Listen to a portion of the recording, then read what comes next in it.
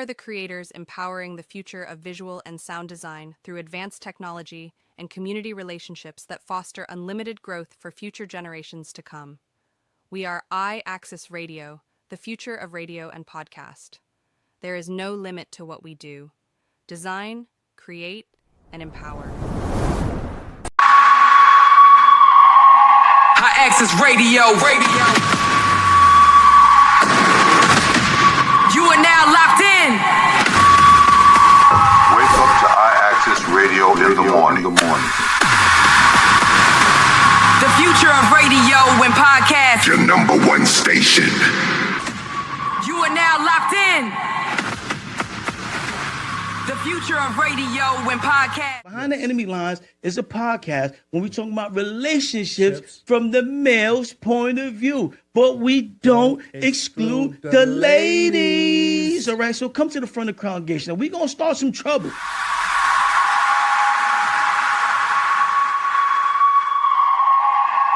You are watching IAXIS Radio and Podcast live. Welcome to our show. Now let's go. Yeah. You already know what it is. Get behind enemy lines. With WIZZ and Gatekeeper on IAXISRADIO. The future of radio and podcast. They ain't going to play with y'all. Let's get it.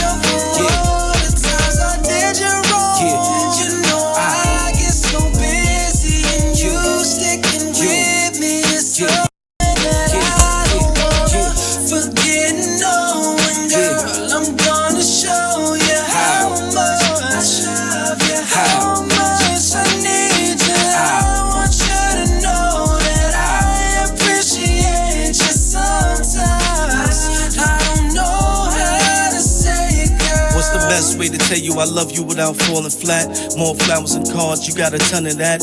More trips off the coast, maybe with a toast. You see I'm putting in time, really need to vote. Head full of these words, only one to quote. I choose you over the gold, that's an end quote. What I don't say, I attempt to show. On a journey through night, I'm guided by your glow. So blessed when you check, yes, over no. Have a question how I'm feeling, ain't no letting go. Center of my world, you a living pearl. Say it to the world, like I do to you. When I can't find the words, it be getting tough. You put a hold on the time when I get a touch.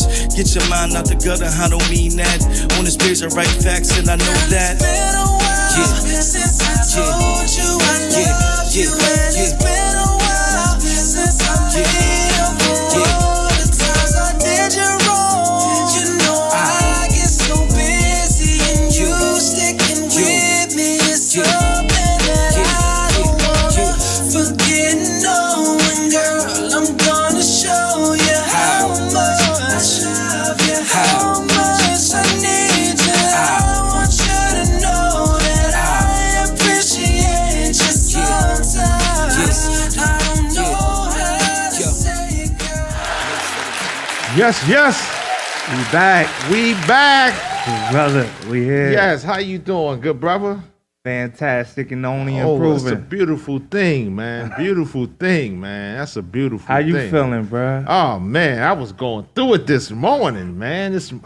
Yo, I hate y'all scammers. I'm just going to say I hate y'all scammers. Before we get into that, let's introduce the show. Let's go. Okay, man. Go ahead, man. All right, IAXISRADIO, Behind Enemy Lines. This is D Chorus. Okay.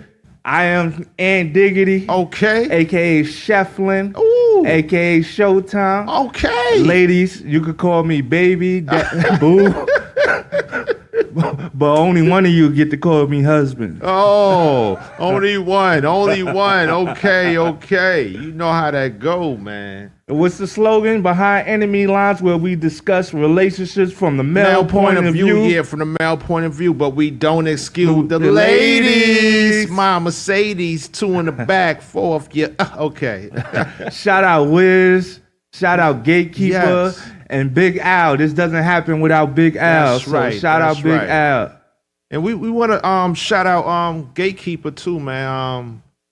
To Kaza, and she's out there AAU track, doing a thing, man. That's a real big out there. Doing a real big, man. You know, staying consistent with it. You know what I'm saying? Following through. Yeah. I seen her the other day. I was walking from the job. Yeah. You know what I'm saying? So shout out her doing big things. Yeah, man. That's a father's important, man. Yo, bruh. Important, man. Bruh. If we got, I don't know if I should get into it now. All right, let's introduce the lineup. Okay. All right.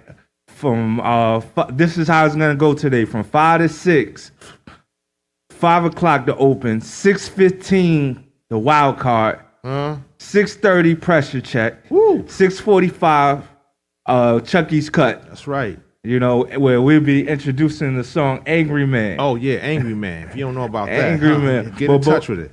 Before we do all that, shout out to our sponsors. Yeah. This doesn't happen without the sponsors. Not at all. Voice of License T, you know, get your throat right. You know what I'm saying?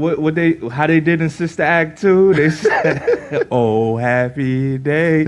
So if you want to get your "Oh, happy day" on your Mila Rings Ti Das Faso, if you want to get all that on, or you just want some good tea, man, some good tea. It's definitely good tea.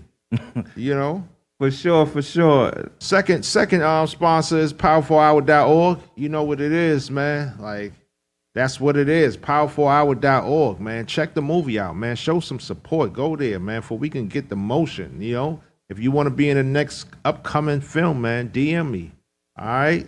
Do I got to slide in the DM? Yeah, you can slide this check is the book DM out, too. right The there. True Success Story of an Underachiever. Get that, too. All that's on powerfulhour.org, man. All that's on powerfulhour.org. Shout out D Chorus doing big things, man. Yeah, Continue grinding, man. non-stop, bruh. And the third sponsor is my man Ant Diggity. Fantastic and only improving. Talk about that. Hey, it's more than the clothing lines. It's more than the lifestyle. It's who you are, bruh. It's not only just learning to hold your breath, but learning to swim at the same time, bros. Going further and further and further where there is no end point. You try your best, you do your best, and one day you hopefully become the greatest. You hear that, man? Put that work in, man. You got to get over 10,000 hours of dedication time to perfect whatever you're trying to do, man. That's absolutely fantastic and only improving. Yes, brother. man. So now I could talk about the scammers, man. Oh yeah, go ahead, get it all out, bro. Hold up. Before you do that, I don't know. This is about to throw you off because last time we was here, you know what I'm saying. Last time was just me and you here on the podcast. Yeah. And you know, I think the last thing was said. You know, you like, yo, you need some work, some paper. You need a job, and I was like, yeah. Oh yeah. You know what I'm saying? And then you not only kept your word, but it's important. You put me on to an environment that I had no idea what had this effect on me. You know what I'm saying? Yeah. Being around, you know, the young people, being around young people and growing older and being an influencer, you know, in all my experience of lives. Man, that changed everything. So it's more than like not only just helping me pay the bills. Yeah. You know what I'm saying? But putting me in a position where I got something to care about other than myself and a real brotherhood. You know, no doubt. At the job, I asked you to be a mentor of mine. No you doubt. Remember that? Yeah, I remember that. And you know what I'm saying? And it transformed to 30 minutes a week. You know what I'm saying? We set out aside and we got things going, man. And I see you, you know what I'm saying, make me want to step my game up. I was like, maybe I should iron my shit. Maybe I should, you know, keep my hair cut and stuff like that. And I'm glad I had that in my life as men. You talk about being the man, what being a man mean and stuff like that. So I'm glad that you provided that example. And I appreciate that, man. Definitely appreciate that, man. Just a brotherhood. So I just wanted to take this time They give you your flowers, you know what I I'm appreciate saying? it. Remember Buck Week? Y'all remember Buck Week, you know what I'm saying? But most definite, man. Anytime I can help somebody, that's what it really is, man. You know, I tell people, you know, when I was young, you know, you had a lot of older people that would put a pack in your hand or a gun to go do some crazy stuff. Right. Like, you know what I'm saying? We got to pay it forward and help these young people, or even help any brother that's going through anything. Like, you know, if I can help anybody, if I can get somebody some type of employment, some type of training, like, that's just what I'm going to do. Like, you know, and your word means a lot now. Yeah. Like, we ain't got too much, you know, we ain't got too much out here now. But your word means a lot, and integrity mean a lot. Morals and values, that mean more than money. Like, so you look at some of these entertainers, what they did behind them closed doors is crazy, but we ain't judging. We just saying morals and integrity means a lot. That's all I'm gonna say, man. Yeah, I appreciate you setting the standard and being an example, bro. No Something doubt, I man. can follow. And it was going back to what I was saying earlier, just about, you know, Gatekeeper, you know, putting that work in. Producer P, we not taking your credit away. I just don't get it twisted. Like, we just gotta acknowledge the man, you know, the fathers that are in a household that's contributing to their kids' success, and that means a lot when you see a father pouring into his kid, and now she's able to go to, you know, Iowa and compete, you know, on an AA level, on a high level. That means a lot, and people don't understand. Just your change of environment can change your mindset. Absolutely. So, you know, we just want to kudos to Gatekeeper, you know, for continuing to be a great dad, man, and pouring into your kid. But could we stay there for a second? Oh, sure. Most definitely. You know what I realized? I had this thought the other day. I was like, damn, I'm so messed up when it comes to like relationships and stuff like that. And then I look back on where I grew up at. You know what I'm saying? And how I grew up with a mother and a pops that probably loved something else more than his kids to make them leave the house home, right? So I watched my mother wake up every day 4 a.m., come home 7:30 at night, throw something in the oven and pass out and do it 6 days a week, bro. Recycle it.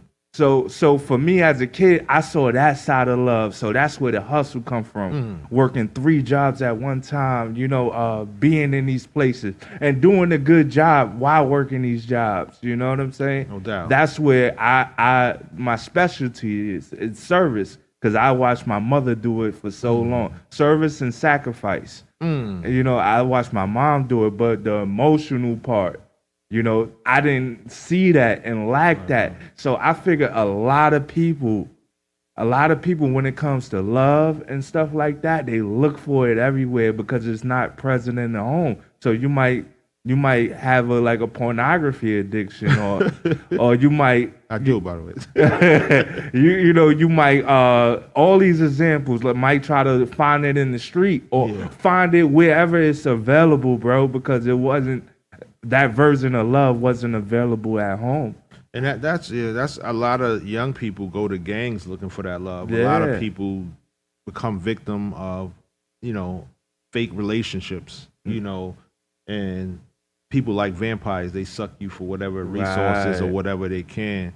And love is important, man. I think a lot of people don't understand how important love is in your life, especially when you're young. Like when you young, you need that love because you might drift off and search for it somewhere else, and then somebody will take advantage of you because they can see your weakness. Right, like tap into your frequency. They tap into your frequency and it be impactful to just how your decision makings, your relationships as you get older, and how you navigate and what you really want to be. So.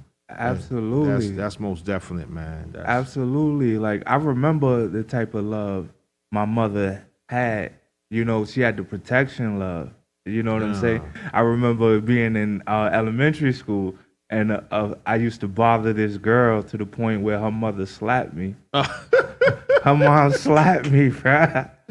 I was about like 7 years old. Mom, grown woman slapped me, bro. Should have locked her up. Yo, and I told my mom, and my mom scorched earth looking for this woman. She scorched the project looking. Oh, man. And that's when I realized it was like, oh, it's not emotional love. You know what I'm saying? It's not always the you could be whatever you want to be. I love you. No, you know what I'm saying? Yeah. It's that don't nobody mess with my son. You know, that type of love. Mama love is different, man. Motherly love. And that's why I think that's why the people that do experience only one half, that's why it's easy for them to be like, I'll die for you. You know what I'm saying?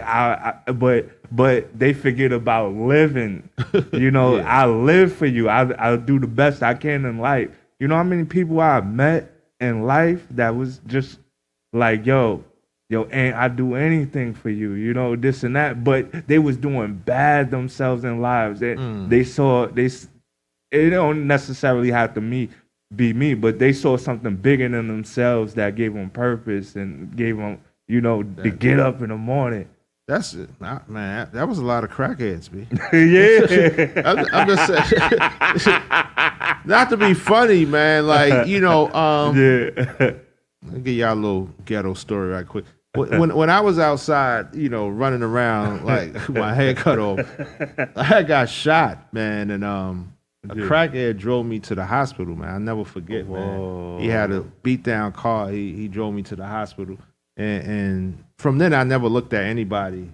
Right. I looked at everybody as the same. I don't care if you're a porter, a cook, whatever you are. I look at you as equal a human being, if that makes sense. Like, you know what I'm saying? Because people would overlook them or something like that, but he saved my life, man, and I appreciate it to this day, man, and that's why I'm always into giving back, because hey, he didn't have to do it, right? He didn't have to say, hey, pull him in the car, nothing like that. So don't judge a book by its cover, man. That's the moral of the story. What I'm trying to say is everybody's human, everybody got feelings, and it was love for something for him to help me out, right? We're going back to that love part, right? Yeah. It was love. Like, I don't want to see this kid die in the street. Like, I'm out here wilding myself. He could have not been a good father. He could have not been a good uncle. But him saying, let me contribute something to society or to life and save somebody meant a lot. So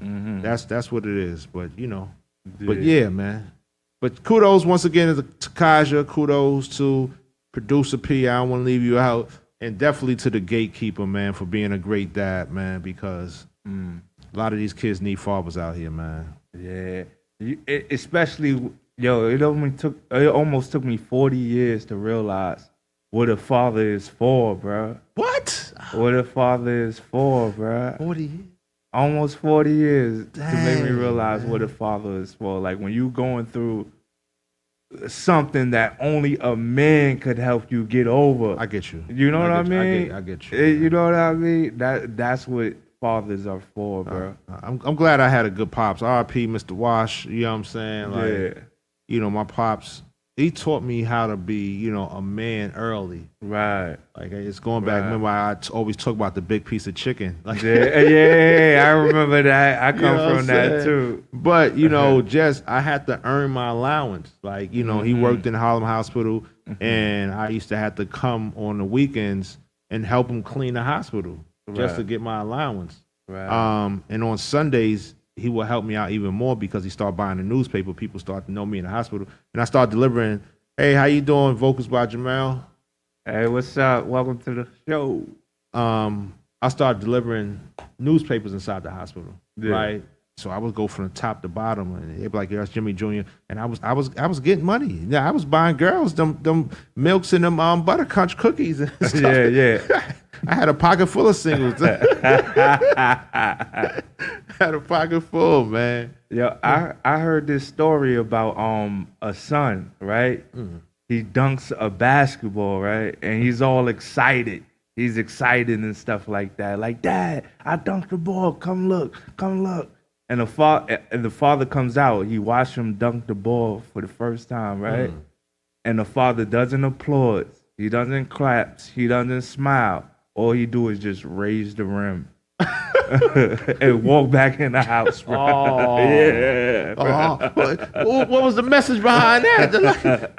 That not everybody gonna clap for you. Oh, okay. And sometimes sometimes just because it's preparing you for life, sometimes you overcome one thing, preparing you for the next thing. Yeah. That's a gem right there. That's a gem. Yeah. Everybody ain't gonna, well, that's so true, man. Everybody ain't gonna, people don't want the best for you, man. Like, Right. no matter what, man. Like, we're in a strange time right now. Is a strange time to be in. Like, I like to call it spiritual warfare. There's a lot of spiritual warfare going on right now. People are really fighting demons, man. They really struggling out here. Like, and that's mentally, physically, and spiritually. And that's what people got to understand. You got to have some type of support, some type of spiritual connection, man. I'm not trying to tell you to be religious or whatever, but you got to have somebody other than yourself. Because when times are hard, it's like, Yeah. what's gonna happen? Like, you know what I'm saying? I got baptized last week. Wow. How was that, bro? I mean, it didn't, I don't know. It was so unfamiliar because I didn't grow up in the church, But I looked at all the miracles in my life, everything I overcame and all the blessings and miracles. And it was just like, yo, why not? You got a new slate. You got a new kidney. You beat congestive heart failure. You beat low self-esteem, confidence. You know what I'm saying? You survive. You went from this place in life mentally to that place in life. And like, why not? Why not continue the mission? But when I got there, it was just like, yo, I've experienced this before. Tell y'all a quick story, right? So the first maybe 37 years of my life, I was a mess, bro. Lived in a mess. Everything was about me. My thoughts was messy. Everything about me, right? So, I've been having my own place for about 10 years now, right? And it's funny, right? And when you go to the doctor and the doctor says, when you're 30, the doctor says, who you live with? And you go, I live by myself. I live by myself. Yeah, I'm good. And now when you're 40, the doctor says, who you live with? You're like, by myself. You ain't got to say it. Yeah. And same thing with the emergency contact. When you're 30, who's your emergency contact? My mother. And when you're 40, who's your emergency contact?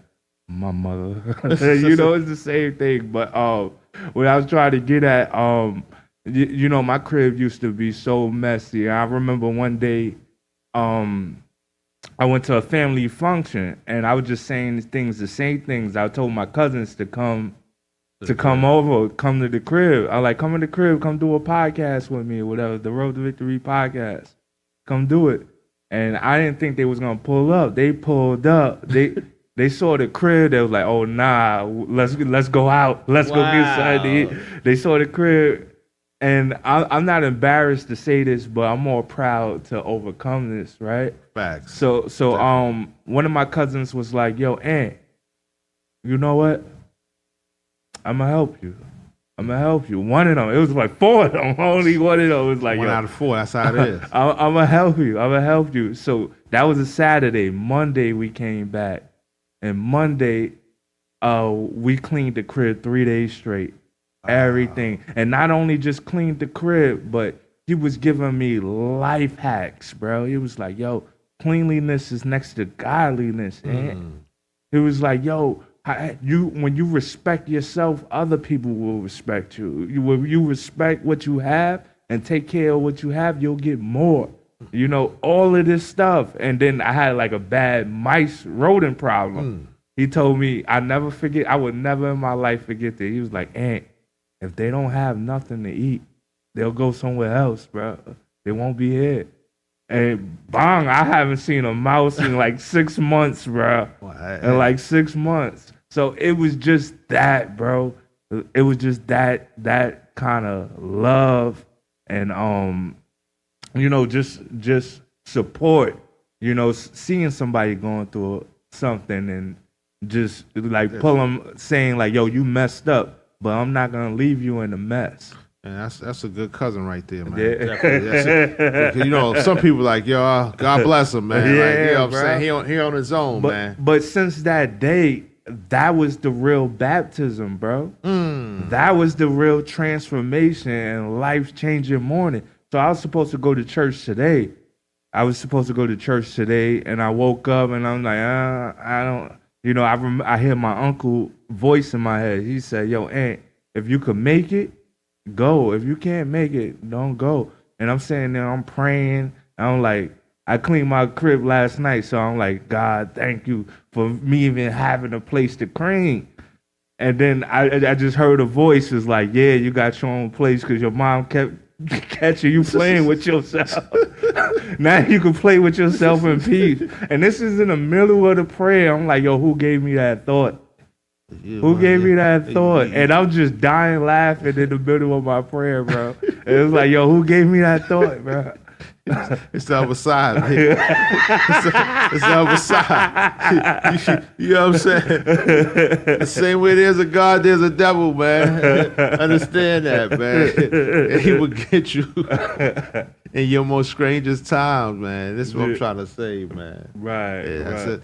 That's what I say, man. But I'm going back. F you scammers, though, B. F you scammers. I was vulnerable today, man. Yeah. And these scammers, man. People, please be careful out here. Like, phone call, texts, and just call your whatever financial institution you has before you make any. Because honestly, it's getting crazy and crazy out here, man. Like, just with the whole scamming stuff, like, and people don't understand. Our information already been compromised. They didn't sent us, I don't know, a lot. I know I got like 4 or 5 in my adult lifehood of a class action lawsuit. Your information been compromised, and you don't really look at it. You just like, man, come on. But that's your information that's being circulated around. You know what I'm saying? The net. Every time I open my MacBook, it was like your passwords has been compromised. Change your passwords now. That's what I'm saying, man. Do big brother, like, do we have any privacy? That's the question, though out there. Do we have privacy or? I don't think so. Oh, thank you. I don't think so because we're always on camera, right? We're always on camera. Like when people say, "Why are you recording me?" As soon as you walk out your door, there's a camera on you. So I don't think there's privacy anywhere. Like if you commit a crime outside, you know what I'm saying? You're caught, bro. Well, so I don't think there's privacy at all. Al, we can't see the comments.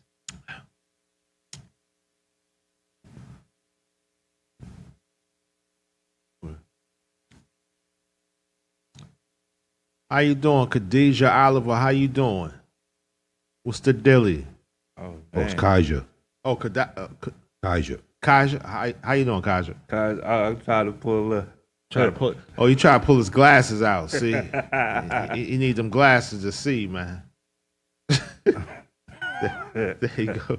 Either to see or to be deep.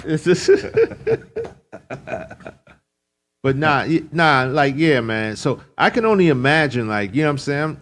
I'm at a adult age. I can only imagine what seniors is going through, right? That really can't see the play, right? Like, you know what I'm saying? Like, I was on the phone, I was talking to somebody, I was doing too many things, and I seen something. It's like they gaffled me, like, and it's going back to being a man, right?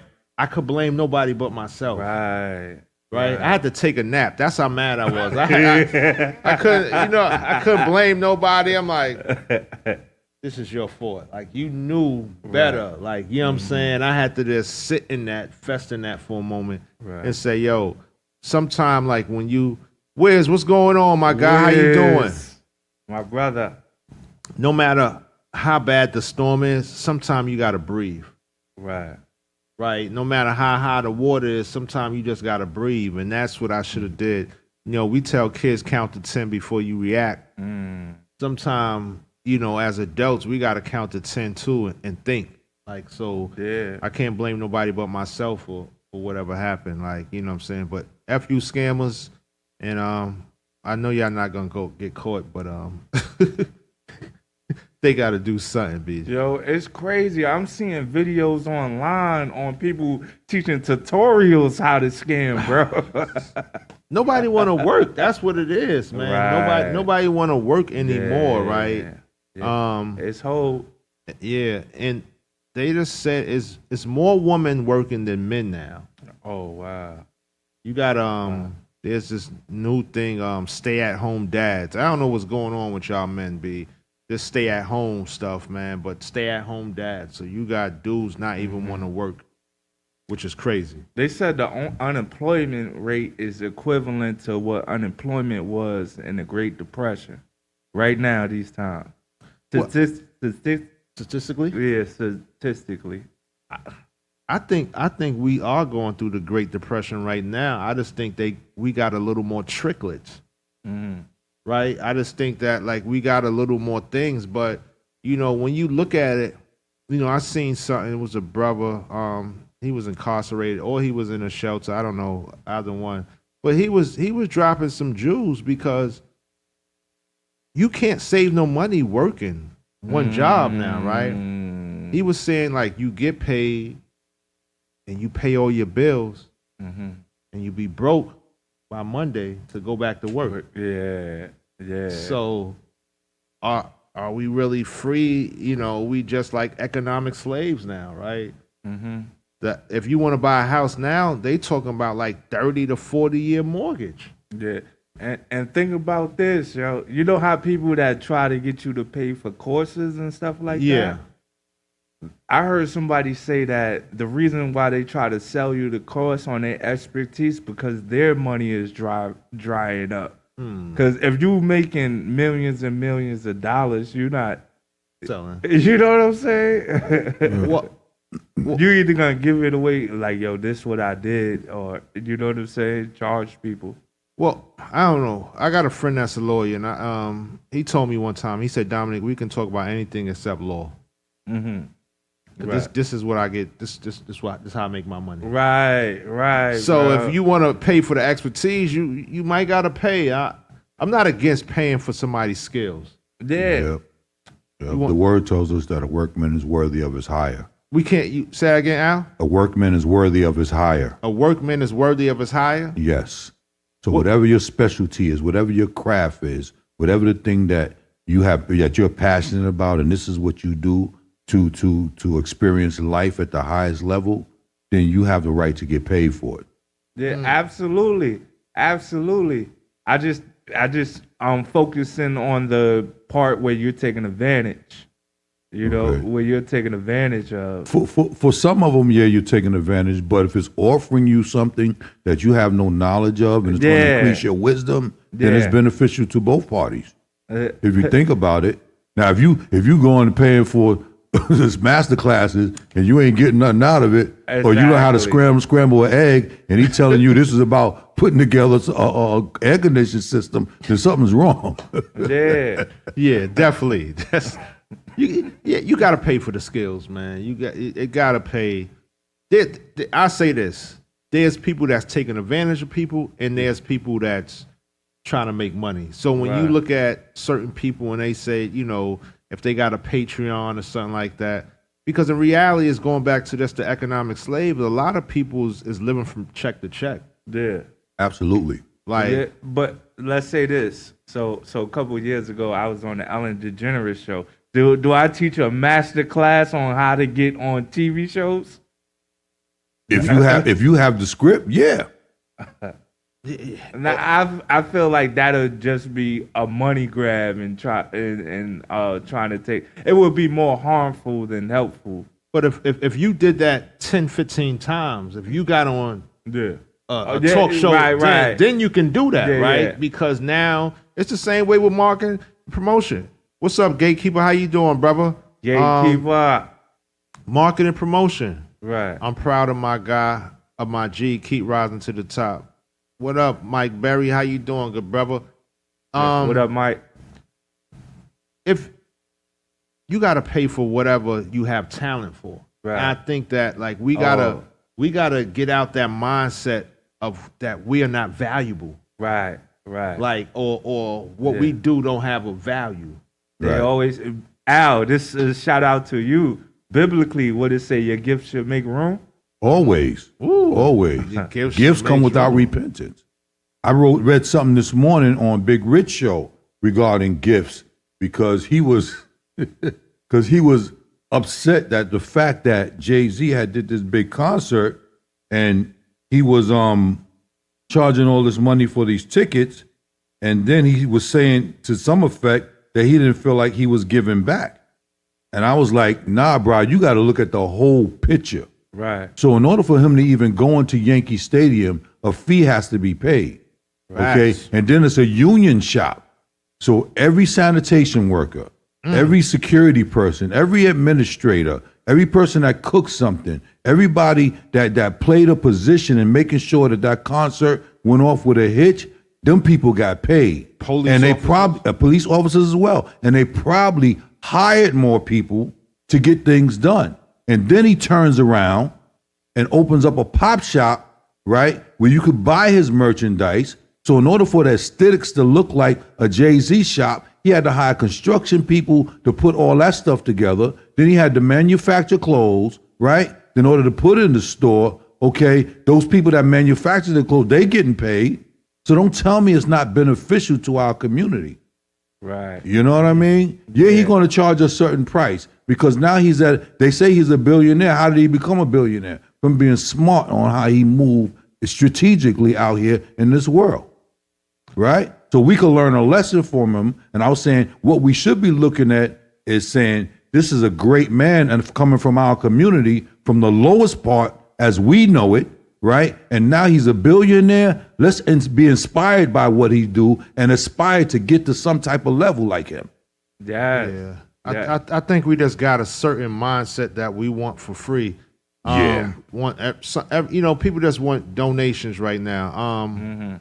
I think the higher you get, you're gonna have to go through some type of compromise. Yeah. Whether it be integrally, morally, and that's just a part of life when you get into that system and that setting and that ecosystem. It's just what it is. Like no person is gonna become unscathed being there. Like if you're a billionaire, you might gotta go open up a cut company. off all your broke fans. Well, yeah. You could do that, but it's like, you might gotta open up a company in another country where you can get some cheap labor. Like, right? That's just how it is, man. We got Mike J said, bless up, brethren. Bless up. Yeah, appreciate you, Mikey. I just want to touch on this because they kicked me off TikTok. Word. Not kicked me off, but they gave you a warning. They gave me You're suspended. Nah, they gave me like a community guideline violation. But I just want to say that there's a lot of stuff going around in the country, preferably a place where there's 4 S's. In the state,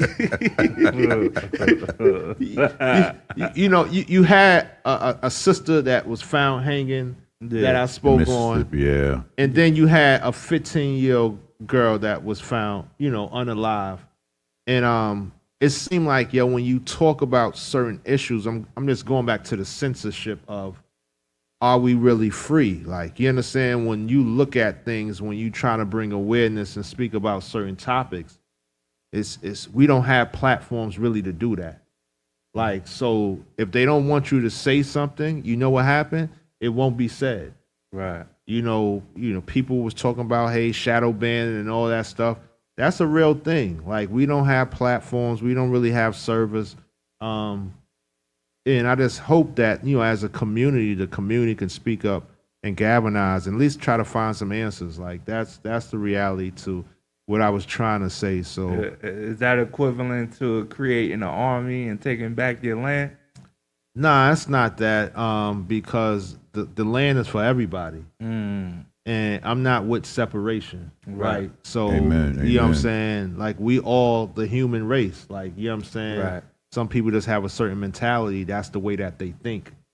And once you start to put that season in there like it's us against them, then things get tampered, right? Right. It didn't matter. That was a 15-year-old child. That was somebody's daughter, somebody's granddaughter, somebody's niece. You know what I'm saying? That should be a topic across the board, man. Right. But, you know what, D?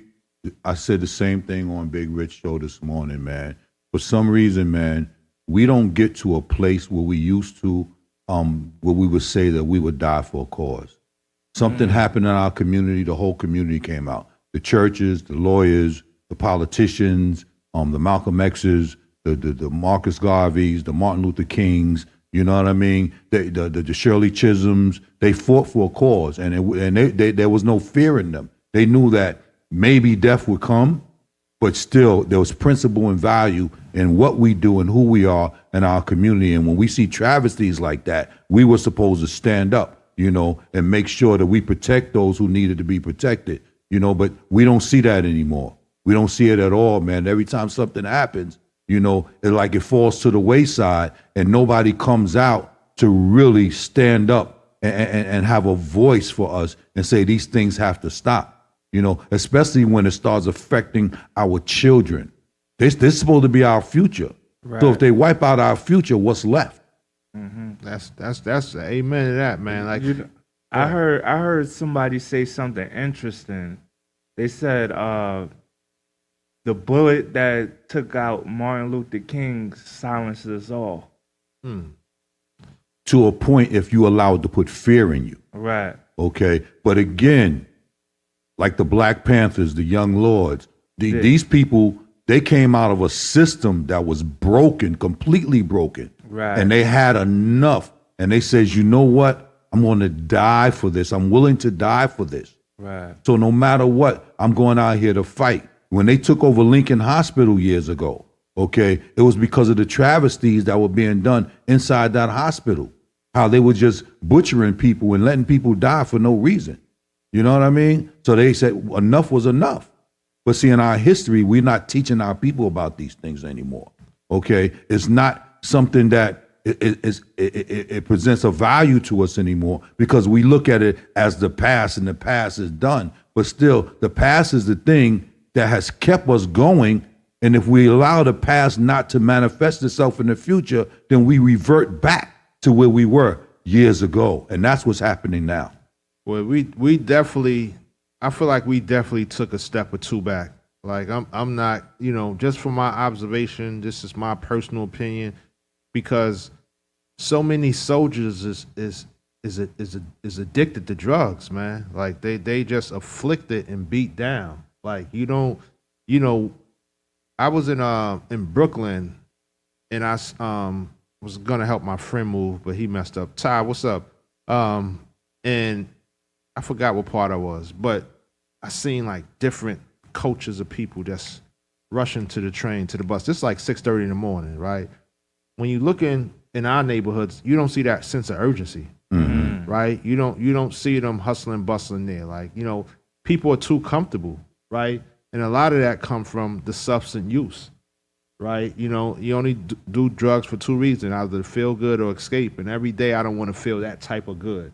Right? So a lot of people be escaping certain things, and that's what it is now. Like they have tampered that weed so much, people have different psychosis now. Like either they're schizophrenic, don't know, bipolar, don't know. Like when you got people like, and these kids, that's what I'm saying, they going back to the kids out, like they already attacked the kids because you got middle school kids now getting high. Like they can't even go the day without getting high. Like, yo. You know, it starts back in, I would say, the early to mid 80s when they started diagnosing the children with ADHD and ADD and all these little things, right? And they say, oh, in order for the child to be able to work in the classroom setting, we have to give them this medication. Instead of them doing real evaluations and saying, you know what, the level that I'm teaching at is boring to this kid. That's why he's in his seat fidgety, you know, especially if the kid has a spirit of an athlete. He's not going to sit still. You know what I mean? Those kids that have the spirit of a scholar, yeah, they'll sit and listen if it's interesting. If it's not, they're going to ignore you and look to something that's going to intrigue their mind. You know, so we got to understand the type of children that we're raising in our community. There's the athlete, and then there's that natural intellectual kid who looks for and thrives for that knowledge. And when they can't get it, they're looking to do something else. But see, the school system will have us so ignorant as human beings, thinking that they're doing right by us. That's why now they only prepare the children for standardized test passing. They're not teaching them the rules of life. They're not preparing them for life. They're preparing them to pass a test. And it's based on what they feel is criteria. And then when they become adults, they go out here, they don't know what to do in this world. They're lost. Well, they not doing a good job of preparing them for the test no more, because a lot of these reading comprehension, they not getting it. They not getting it. They don't understand. Right. And I ain't gonna say nothing to throw in the bus, but I wish somebody would do a documentary just on the education system, you know, just to see like what's really going on behind these closed doors. And then, you know, you can't have nobody in the 12th grade reading on the 4th, 5th grade reading level. But that has been the problem. So when they took curriculum out of the school system, from what it used to be, they stopped teaching them phonics. They stopped teaching them how to pronounce words. They stopped teaching them real math skills. Okay, everything they want them to do is on site. So if your mind don't move fast enough to calculate what you're looking at, then you're going to miss out. And after 5 or 6 years of that, you learn nothing. You pick up on little pieces so you can get by in life, but then what does that bring? Yeah, you're back to square one again. That's where they at, man. That's what I say. It's crazy. How you feel, Inf, now that you in that setting, you know, seeing how it is? It's for me, it's more of it's personal to me, right? Because I know I remember what it was to be in the chair and have to pass these classes and, you know, have to, you know, my mindset was different. My mindset was like, yo, I need a 65 to pass. You know what I'm saying? I need a 65 to pass. It was all light work to me, for me. I was like, but I should have been striving to get like hundreds and stuff like that. But all for me, all I have to do is 65. So I could slack in September and then make a strong comeback March, April, and May. You know what I mean? So it was just that. But today is a little bit different. These kids are bringing, especially the neighborhoods we live in, the kids are bringing that to school. Like, and it is like there was a time when you couldn't wear no hats, no do-rags, no bonnets, slippers, slides. It was, you know what I'm saying? It was a standard. If you wore a hat, you got it tooken. If you brought a cell phone, you got it took it. You got it tooken. You know, and you might not sew it ever again, bro. You see the security guard outside with your stuff on and stuff like that. But now it's just like, yo, just come to school. It don't matter if you come to school in the bathrobe with a bonnet on your head. Just come to school. 12 o'clock, 1 o'clock. Just come to school. And I guess the social media has a lot to do about it, because people say, yo, I don't have to go to school. All I got to do is just sit in front of one of these cameras and just talk about how I'm feeling or what I know or what's happening, what's going on. You know what I'm saying? Stay relevant. If I could stay relevant, I don't need no education. Yeah, that's what they lied to them to think, because you look at how many people podcasting and things like that, and it's really a hobby. Yeah, if you ain't making no money off it, it's really a hobby. Absolutely. Like, it becomes a job when you start to make money off it. Like, yeah, you got to put work in, but you know, there's other things you can do as well. And I think that the way the education system is now is definitely was designed for the reason why it is, because you see kids, is what I was saying earlier. the kids that's talented is now suffering inside of a classroom with people that got behavior issues. Right. So if I came here to learn today, I can't really learn because Anthony's playing, he's shooting spitballs, he playing, and so the teacher got to focus on now you, and ain't no work getting done. Right. So you minimizing my talent by these persons. And then now how the kids are growing up and everything they exposed to, knowing that the people you call to get them out the class, they're kind of scared. You know what I'm saying? You call what is called school safety or the principal or the assistant principal or whoever you call. They know that these kids, you know, they don't know what they are capable of. Yeah. And they just like, yo, I got to make it back home. I got to make it home. I got to make it back home. You know what I mean? You got to understand that you can't even touch these kids now. That's true. You can't touch them. You can't say nothing. You got kids that where they understand the system, right? So they know, hey, I can say anything to this person right here. I can say anything to this staff. This staff can't do nothing because he's gonna get suspended, or he'll be in a rubber room, or he's gonna be investigated. Right. So now your hands is tied, and what happened is I don't even want to deal with that kid no more. Right. Right. I don't even want to deal with him. See. So that's one of the things that was a big difference from when I was going to school until now. So we knew that there was a certain line that you couldn't cross. There was child services back then, you know what I mean? Yeah. And they came and got the children from the parents when the parents wasn't doing right. But they didn't tie your hands. When you was in school and you really acted up, your parents would tell the teacher the next time whoop his ass. That's simple. Right. You know what I mean? And then if something like that happened when you got home, you got another butt whooping. You know what I'm saying? So again, it's about the community's mindset and how we should be rearing our children. Okay, we can't let the government continue to dictate to us what we should be doing for our children, because what happened is, like D. Cora said, they'll wind up being able to figure things out for themselves and use it to their advantage, where they're making you feel like, oh, you can't say nothing to me, you can't touch me. Right. And that's what's going on right now. They mastered that, man. I didn't see. They be throwing a frank at me at least once a week, man. And I don't mean physically throw, by the way, y'all. I was going to say, what y'all got, a glizzy strike going on? Nah, they tell you SMD. That's their favorite line. Like, you know what I'm saying? Really? Vocal by Smile said, right. Yeah, that's their way of trying to entice you. SMD. Yeah. Like, but see, that's where the wisdom should come in for us to have the knowledge. To be, when as soon as they say something like that, we got to challenge them. Or else you'll do, well, what do you think I'm supposed to do with it after I do that? Right. Challenge them. Make them shut their mouth. Because you talking all this hot mess, now you in a predicament where it's done, now what? Yeah. Right. Now what? Going? Take it out. I'm gonna break it off and put it in the trash can for you.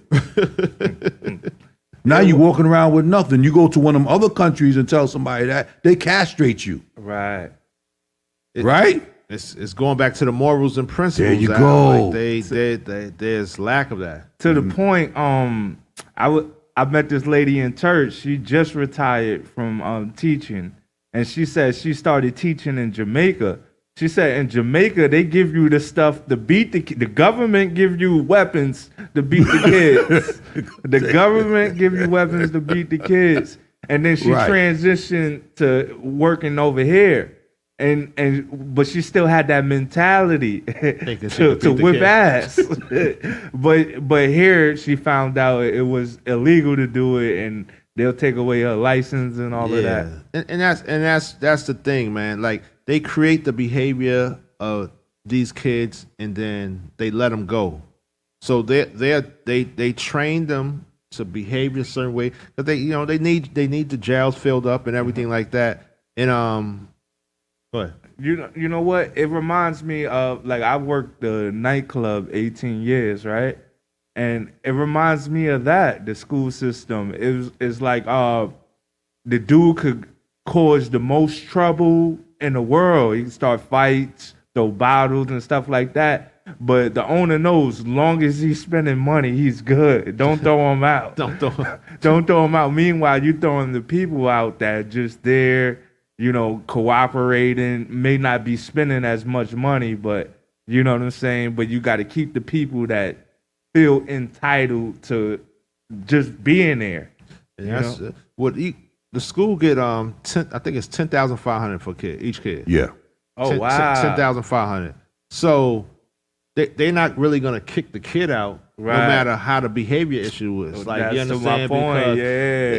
Because they mess that budget up. It'll mess the school budget up, and teachers might got to be accessed and stuff like that. So, Right. It's just a system and a cycle that's designed, man, to create what we're creating.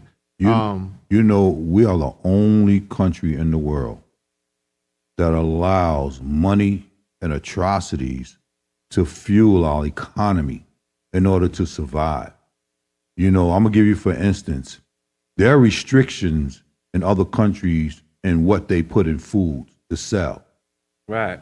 That's why here in the United States, we got the highest rate of diabetes, heart disease, you name it. Asthma. Asthma, all that. You go to these other countries, Israel has the lowest rate.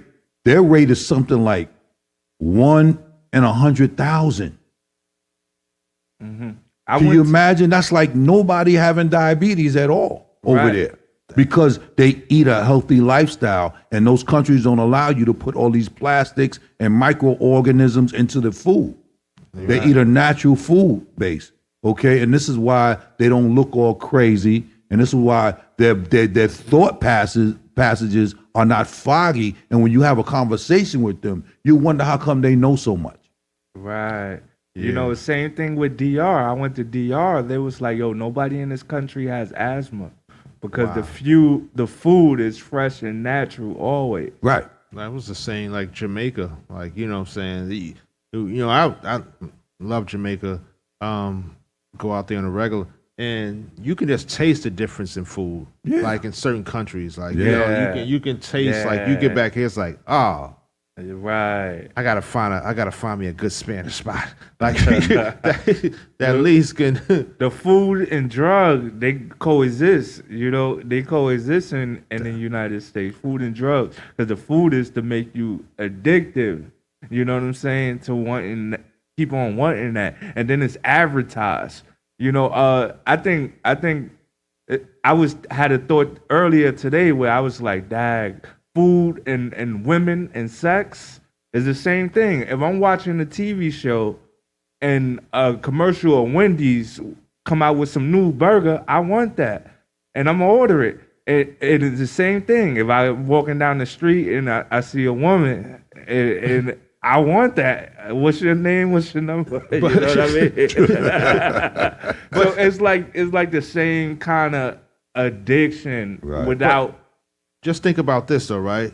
You can be talking about that. You can be talking about that. Yeah.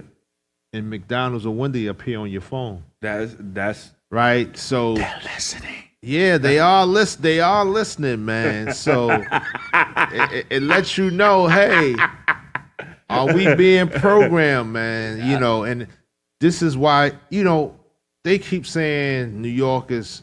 The crime rate is down for New York. Is New York down? It's New York down.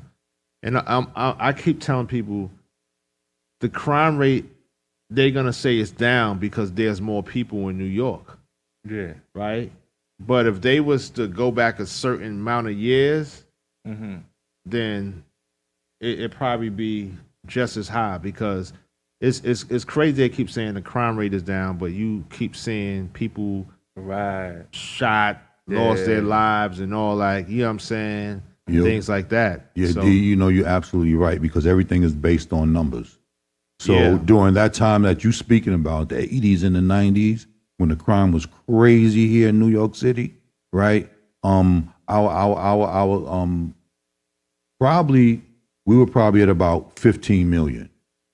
Now we're probably at 20 million. Mm-hmm.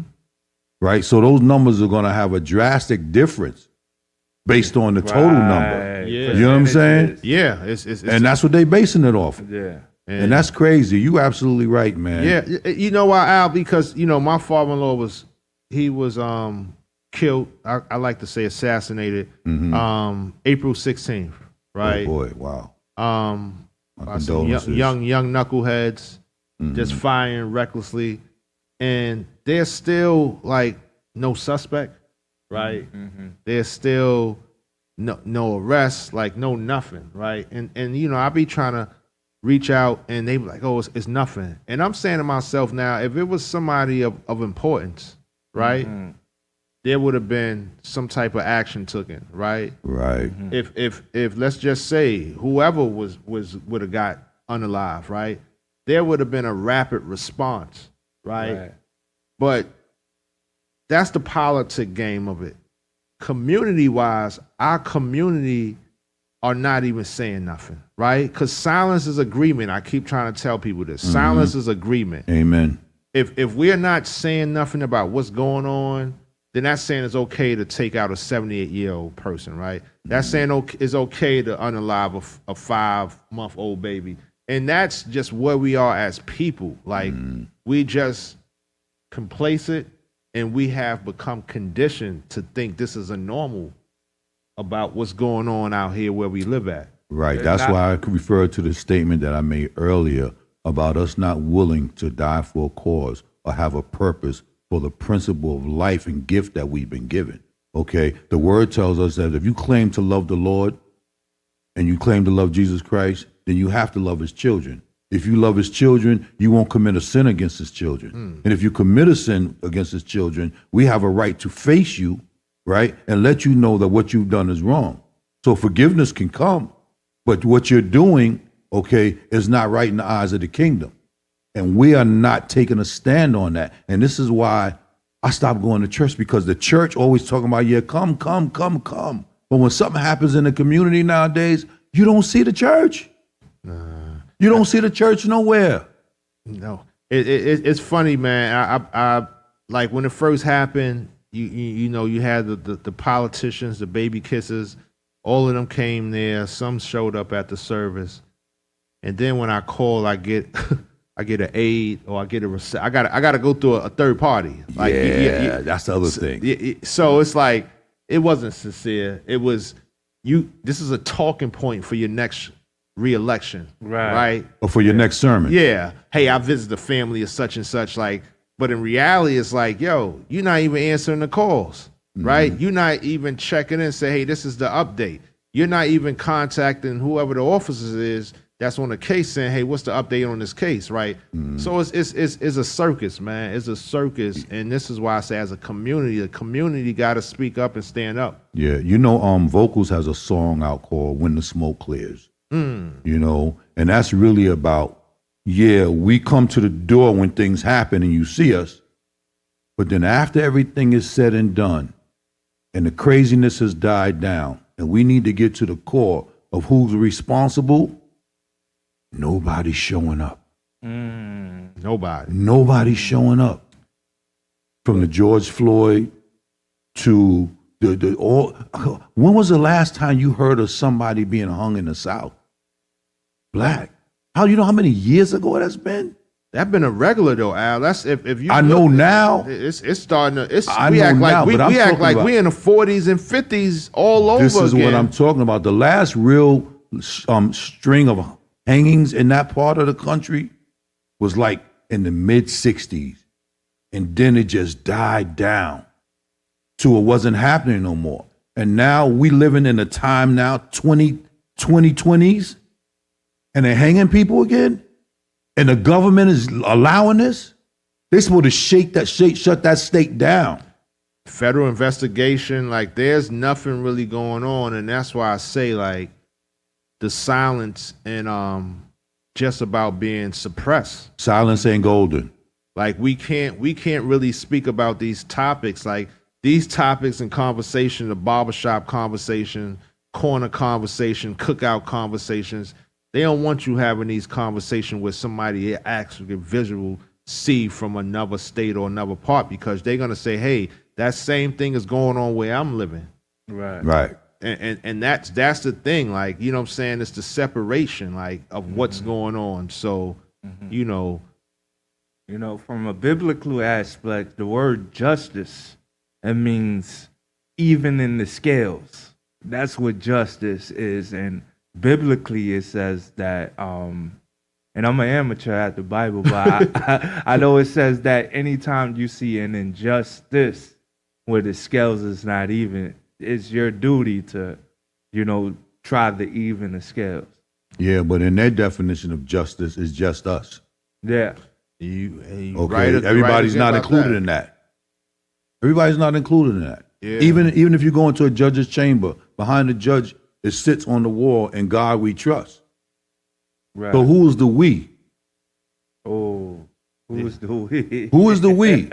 Because if you serve the God that I serve, okay, and we all serve the same God, we have a merciful and a forgiving God. Right. So in the court setting, you're supposed to prepare somebody to be able to be merciful for somebody else. Facts. So all these 50-year sentences and so forth and so on for crimes that's being committed that could have been prevented or stopped by the municipalities in which they occur in, what are we doing? We just allowing these things to continue and continue and continue until they so-called claim them to have wiped out a society of people who they are afraid of. Because we have that dominant gene that allows us to excel in nowhere, no matter where we are. And they're afraid of that. Yeah. They're afraid of that. Yeah. But nobody wants to talk about that. Why we have these diseases, COVID, AIDS, Ebola virus, you name it, all of this stuff that comes to the community, right, to try to wipe us out. Diabetes, heart disease, blah, blah. Keep putting plastics in foods, microorganisms in food. They don't tell you about the bacterial worms that lay in your stomach that cause you to have eat the insulin that cause you to have diabetes. They don't teach you how to deworm your body to get that out. Right? None of that. Because everything's a payment thing. Like, yo, if you went to the doctor with high blood pressure, the doctor are more subject to tell you, hey, we're gonna raise your dosage, right, rather than to say put the fucking fries put the fries down. You know what I mean? No popcorn, no tater chips. Like, still, none of that is really what you eat. It's what's in the stuff that you eating. Right. Those parasites. Yeah. Those are the things that's causing the blood pressure, the diabetes, the dysfunctioning of your kidneys, all that stuff, because they're eating the parts of your body, right? Or feeding off the parts of your body that would allow you to restore your body each and every day. You know that when you sleep, your body naturally restores itself. Right. And if those things are eating away at those organs that help you to restore yourself, guess what? You wake up the next day with the same ailments. I've never seen so many people with kidney failure or just health complications overall as today's time. All you have to do is look at a timeline from 1950 to 2026 and look at the increase. And if you look at that timeline, it'll show you the difference between natural foods and manufactured. It'll show you the difference between natural remedies and pharmaceuticals. All has increased at the same level. They say I think also, Al, that what'd you say? They saying the lettuce is giving people uncontrollable diarrhea right now. Because it's not real lettuce, it's plastic. That's once again, man. But I don't think nothing is real. A lot of stuff ain't. I think a lot of, going back to what you're saying about the kidney stuff, I think the alcohol is it's not like alcohol anymore. Like a lot of this stuff is being played with. Let me help you. I don't drink. I never have drank. I have kidney disease. Second stage. I don't eat meat. But yet I have second stage. And it's getting worse. I could tell it's getting worse. So it's going back to... It's the processed foods. So I eat carbs, but when I eat the carbs, because I want a quick meal some days, I buy the stuff in the box or that's been packaged. But now I'm coming to a point in my life where I'm going to stop buying the packaged stuff, stop eating that stuff. Because I realize the more that I eat it, the worse I feel. It took me an hour today to get dressed because my feet were so swollen I couldn't put my shoes on. So I had to wait for the swelling to go down some so I could put my shoes on. But all that comes from what we've been eating, the processed foods, man. And again, these parasites and bacteria in our bodies that we don't have enough of the natural stuff to cleanse it all the way. Yeah. I'm at the point right now I got to do a complete detox. Yeah, that definitely will reset you, man. The detox will definitely reset you. And like you said, bread ain't even bread no more, man. No, it's not. I left bread out. I'm like, yo, this joint ain't get molded yet. Like, it's still up there. Like, yo, this joint ain't get molded. I ain't see, before you would see the green stuff and try to, all right, I got to go through the back to get me a little 2 slices out. Here's the way it used to be. You buy a loaf of bread, in 3 days, you had to eat that loaf of bread. Because day 4, we growing some trees. Right? Yeah. And that's with most natural things. That's why they didn't buy a lot of food back in the days. You know what I mean? They bought their food daily and cooked it. Oh. Especially the meats. Yeah. And the vegetables. Grandma, mom, they stopped at the poultry and the meat store every day. My mother and my grandmother both, they bought meat 3 times out of the week. Right? We eat 2 days off of that meat, the other meat 2 days, and then the third day was for the weekend, and then Sunday dinner is crazy, and then we back to the same routine. But we don't eat like that anymore. Everything we eat is processed, from McDonald's to Burger King to KFC, which is not Kentucky Fried Chicken anymore because they were organized what they call them things, modified organisms. And it wasn't chicken. That's why they couldn't use Kentucky Fried Chicken anymore. They had to change the name to KFC. I seen somebody break a study down. Says McDonald's feed about 60. They make about 60 million hamburgers in McDonald's and the United States alone. Do we got enough cows for that? Is the math? So it might not even be. Nah, it's not all meat. It's not. It's byproducts. Is this? Is that? Even when you eat a hot dog or glizzy, as they say, that was the beginning of it. They used to take all the leftover pork and meat and put it together and form these hot dogs. It make you think, like, when they bury somebody, when somebody dies and they bury somebody, they know people not gonna dig up the grave to see that if they still there. You know what I mean? So you don't know what. Speaking of, you don't know what we eating. You know. Well, they don't got to do that. There is chemically engineered now. Like a lot of this stuff is like scientifically engineered. Like fruit don't got seeds no more. Like, you know what I'm saying? So it's not real. It's like, yo, what are we eating the fruits? You know what I'm saying? Y'all got me ready to move out the country. Even some of the fruits are plastic. Well, a lot of the fruits are plastic. A lot of people are moving out the country. Right. Yeah. Like that's just the reality. You know, we from where we sit, it's like, yo, he's bugging out, but he's not bugging out. That person is more aware and more conscious of what's going on in the surroundings of the environment and condition and the impact on his life, that he's saying, I got to make a decision to extend my life even longer. Right. Because in these settings, in these conditions, you're going to physically get sick and you're going to mentally and spiritually get sick. And I think that's where people are now. They're mentally sick. Yeah. Right? And what I mean by that is that people don't realize that they have a problem, right? The normalcy of what have been occurring. Like, you look at it in the hood now, and I'm not knocking nobody. But for you to actually get a beach chair and sit on the corner every day, something is wrong mentally. Like that's just your regular. Maybe they think they got sand under their feet.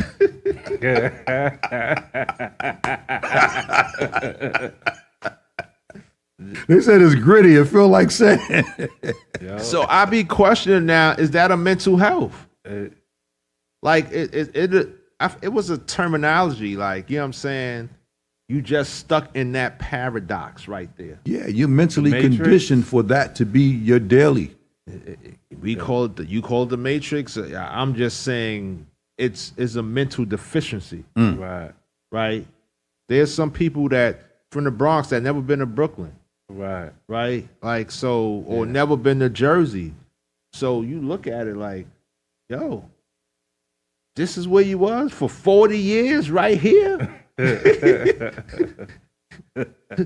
Who conditioned you? Who conditioned you to stay there that long? Like they might make fire bacon, egg, and cheeses on the corner. You can't go without it. Oh man! All right, we gonna get to we moving the wild. We gonna get to the wild card, man. We apologize. We got this how it is when you have real conversations, man. These are just real grown people conversations that's speaking about life, man. And once again, F you scammers that scammed me today, man.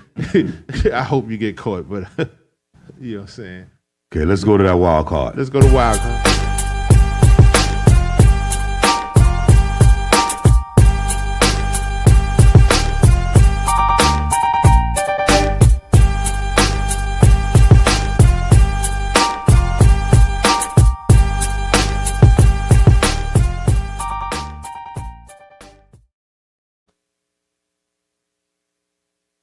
Should she call the cops? Should she call the cops? Oh, I think there's a video to go with that, right? Yeah, there got to be a Let video. me find the video. Because I don't know if she should call the cops. I don't know what happened to her. I say yes. We in our. You thought you had force in the house? Man, I'm finna burn your shit down. Come home. I'm finna take it. What y'all on eggs? What y'all on?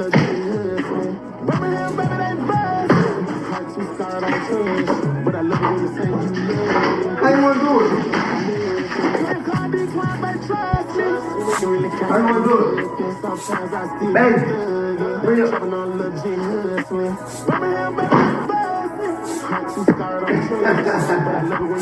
What's this breed? What's this breed? I know that the kids might have said I'm a player, I'm mad, but I know that love is a game, and I'm just playing it, and I'm not looking for my like that. Eat patties? You thought you had force in the house?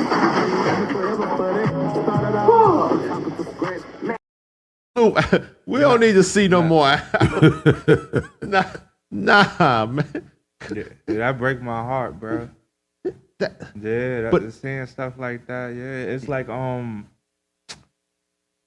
when somebody keys your car, you know what I mean? Yeah. It's like, why would you go you don't know what this person had to sacrifice and do just to be in the position to get a car or an apartment, a house, and you wanted to destroy it because you ain't in it, they ain't in love no more. I think that's a small piece of that. Yeah. It's going back to what I said earlier. Definitely she should call the cops. But what you witnessed right there was a mental breakdown. That was a mental breakdown, because when he locked up, he gonna wish that, you know what I'm saying, he could have made better decisions. Like, you know what I'm saying? And I think that a lot of people be in crisis mode. You don't recognize that some people be in mental crisis. Like when they, it's like, oh, he having a mental crisis. Let me just step back for a minute, or let me just walk away before I hurt him. Find myself in that state, because a lot of people don't act like that. I agree. Especially with the relationships. You know, the relationships factor is such a weird thing. Like, you ever heard of fish love? Nah, what's that? Fish love is when people say, I love fish, but they'll grab a fish out the sea, skin it, season it, fry it, and eat it. And then they say, I love fish. You only love the feeling of how it makes you feel. And to go a layer deeper than that, it's like, I want you to love me, to give me permission to love myself. But once you start loving me, you know, it's like back to factory reset. Factory is a factory reset. Well, I'm curious to know if he had a daddy in his life. I'm just saying, like, this what fathers are because, like, you know, father would say, hey, you're gonna get your heart broke a couple of times. Like, that's just the reality to what it is. Like, you know, so you didn't crash the house up for whatever reason, and the fact that that's not even your property. Exactly. That be the product of raw sex too, bro. When you take the condom off and you start having sex, bro. That'll make you do some crazy things, bro. Just being messy around the house, right? Yeah, bro. I love that callback. Let's get messy. But nah, she definitely should call. I don't Call know. the marshals, not even. Call somebody. Well, it's going back to what we said earlier about the stay-at-home men now. Right. Right? Yeah. Roles are reversed now. Mm-hmm. Right? Mm-hmm. Immaturity, emotional. Like, you know what I'm saying? Like, you see more guys now like that than ever, man. It's females is tougher than the guys now, man. Yeah, tell me about it. It's and you see that because they don't even want to go to work, right? Right. It takes a lot mentally to get up every day and go to work. Salute to everybody that get up every day and go to work. Like it takes a lot. That mental wear and tear. Got to get up. You got to show up. I don't want to be here. How you doing? Good afternoon. Whatever. All that stuff. Deal with that energy. Bro. Deal with whatever job you have. Right. That's a grind mentally on you and physically. And for the men, this generation of men, not to want to even go to work, a switch was cut off at some point. At some point, a switch just was cut off, man. They don't even have it in them no more, man. You know what it is? He just got too much time on his hand. Because men wasn't built to sit idle, right? So when you sit for that long without nothing to do, you're gonna lose it. Okay, you're gonna be reckless. You're gonna be destructive. Okay, you're not gonna think properly. Wisdom is not gonna set in. Knowledge is not gonna take you where you need to go. You're just gonna do whatever it is that your emotion is gonna allow you to do. And that's the problem with real men. See, real men don't move off emotion. Facts. Right. Real men move off of action. Right. Okay, and that action is based on survival. And that survival is, I'm gonna cover my family. I'm gonna cover my people. I'm gonna cover my place of residence. I'm gonna cover my job, and I'm not gonna let nobody interfere with that. Facts. We're missing all of that. And that's why we got to start mentoring these young men. Kudos to both of you brothers, man, for taking the time to allow your relationship to build so that you all both can grow off of each other. Iron sharpens iron. That's right. And iron irons a shirt. So no more wrinkles for you, Ed Diggity. No more wrinkles. You know, and the fact that I met this brother here, you know what I'm saying? I met him right here on this podcast. Amen. Al, do we want to go to the pressure check and call Joe? Yeah, let's call Joe. But I wanted to say one more thing. Real quick. I think it's because look at the songs now. You got Shorty saying she gonna fold your clothes. She got you to float. Back in the day, it was I'd rather go blind than to see you walk away. It was I'd rather live in your world than live in mine. Than live without you in mine. You know, all these songs, Distant Lovers. You know, all these songs, and somewhere along the line, we stopped realizing what do we believe about ourselves. Right. You know what I'm saying? What do you believe about yourself? And people don't want to be real with themselves, man. That too. Like the vulnerability of men, like we scared to be vulnerable. We scared to say how we feel. Right. You know, I think that's the one thing I love about you, bro. I be like, yo, how you doing? I'm fucked up, man. Yeah, if Be you honest. really want to know, Yeah. like, Right. If you don't want to know, don't ask. yeah, don't fake it with me.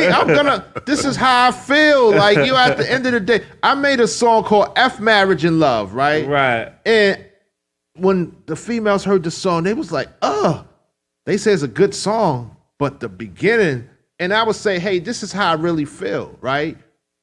Men are not making music anymore about how they feel. Right. Like, you know what I'm saying? You got hurt, express the hurt. Yeah. You happy, you don't trust, whatever it is, be honest with yourself. People are not honest with themselves anymore, and that's the problem. They got a facade, and everybody walking around with these masks. This is why I keep calling people clowns, because they got masks on.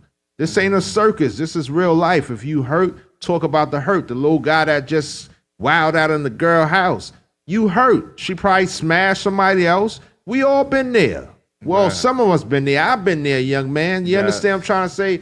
I'm not going to do that. Like, you got to boss up, get yourself right. And then you got to look at what did I do to contribute to whatever her action was. Right.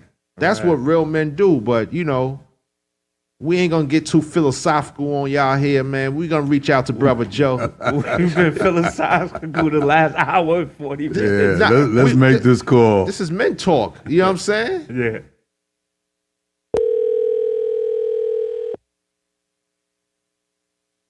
We forgot what the topic was. What was the topic? The benefit package. Oh. If your money status, connection, looks, lifestyle, or influence disappear tomorrow, would your partner still choose you? Big Joe, what's going on? Joe, what up?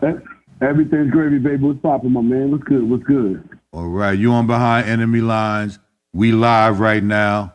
We doing the pressure check, okay? We're calling you because we know you got the knowledge. You know you got the wisdom. Speak to us.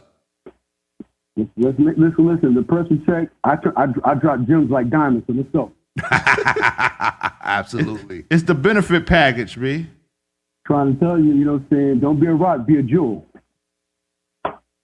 If your money, status, connection, look, lifestyle, influence, disappearance tomorrow, would your partner still choose you?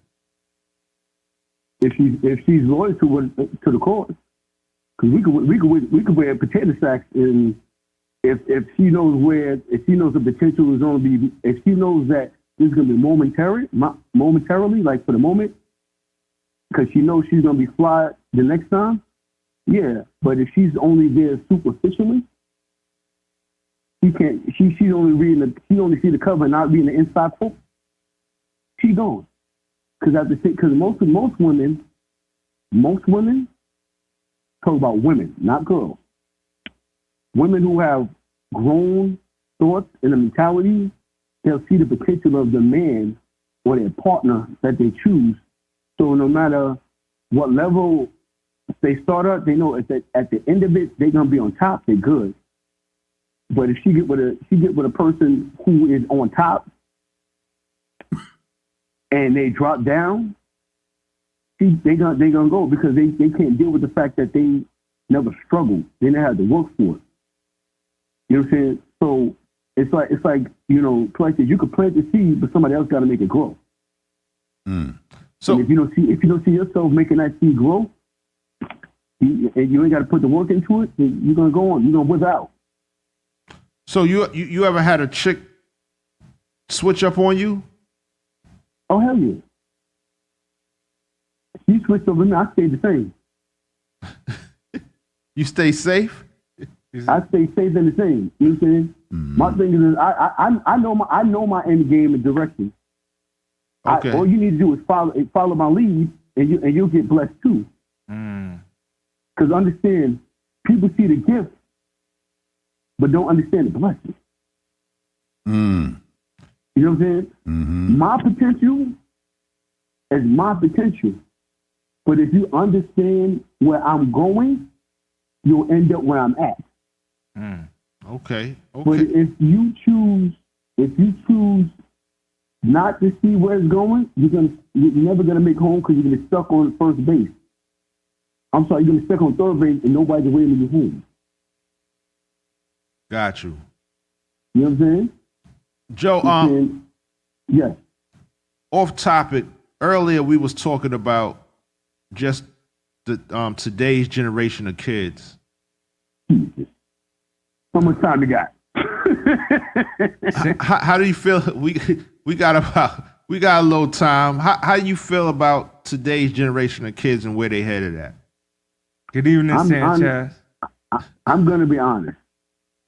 Today's generation of kids have no direction because they're not being directed. And because of the lack of direction, they feel that they can act like adults and live like adults, but don't understand adult consequences. Dom, you said a lot of times they make choice. They can make every choice in the world, but they can't choose their consequences. Yeah, they don't get to choose the consequences. They be out here in these streets and talking all kind of crazy and doing all this kind of stuff. Yeah, fuck the OG and all this other stuff.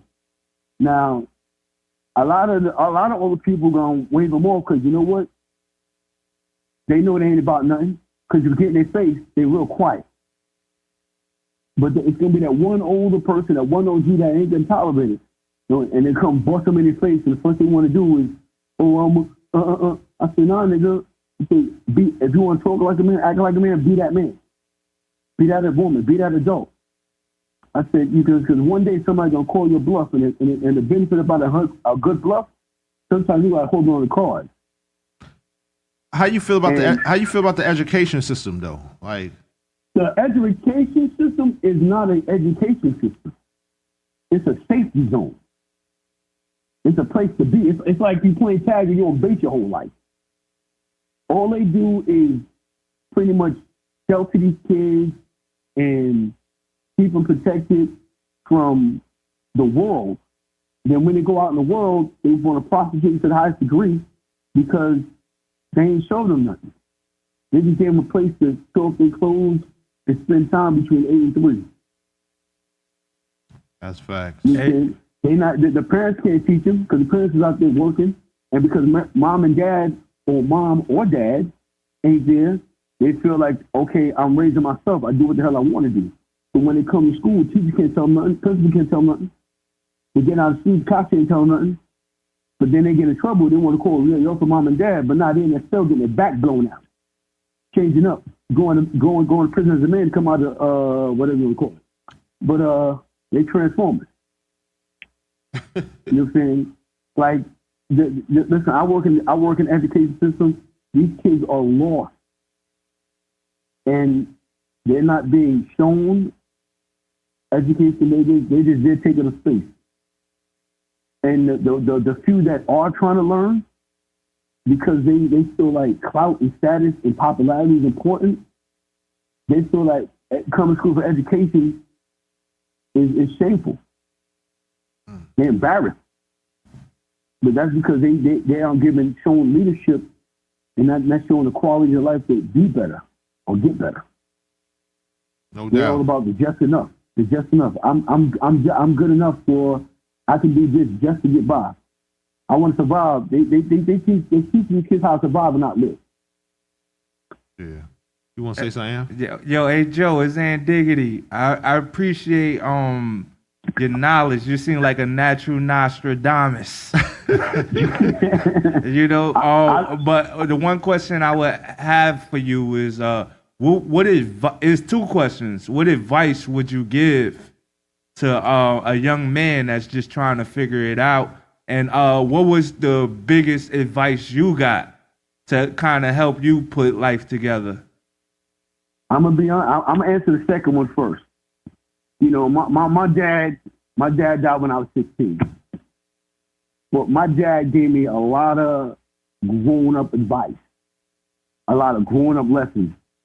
And when he told me, it went over my head because I was like, I don't understand what he means by this. Why is he telling me this? What helped me was my mom was strong. Moms ain't take no mess. To this day, I still look at my mom and I may talk to her, I may say something to her and I look because I don't know if she could pick stuff up still. You know what I'm saying? The respect that I have for my mother and the respect I have for my dad was these are my parents. And I know that they would never steer me wrong or tell me something that'll hurt me or harm me. Now, when you get to learn and appreciate it is when it's in timing. So when I got into my mid-20s, early 30s, a lot of stuff that my dad told me hit. And I was like, wow. Before that, a lot of things my mom taught me hit that got me to adulthood. You know what I'm saying? And I appreciate that, and I still that into my son. and he's learning a lot of things. I told him myself when he's younger, he could benefit a lot of things he benefited as a child to a man right now. What was your first question? What advice would you give to the young men out here that's just trying to figure it out? All right, here's what it is. Before you become a man, be a child.